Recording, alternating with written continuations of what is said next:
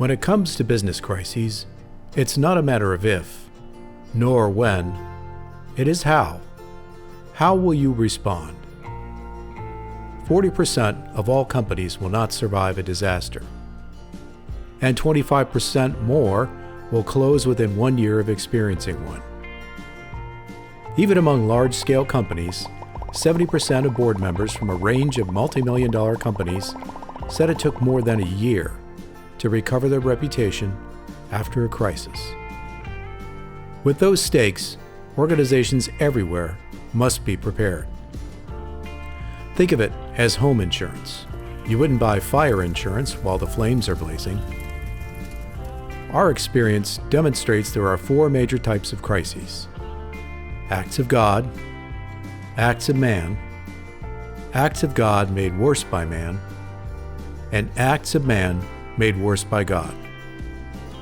And for every crisis, we believe each plays out in 3 phases. Phase 1, stop the bleeding. This can last 24 hours to 30 days or more. It's the initial caregiving response required to stabilize the situation. Phase 2, win hearts and minds. Once the situation is stabilized, it's critical to focus on those affected and regain their trust. Phase 3, restore reputation. This can take years, and it's where your capital S story is most important. Companies with an established and trusted identity will get through this phase quicker than others.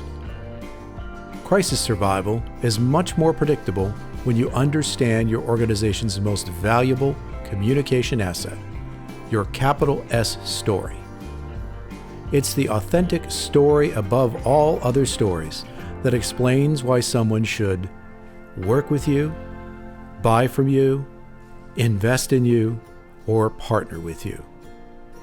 Companies that consistently communicate who they are and why they do what they do before, during, and after a crisis are most successful in crafting the best crisis response.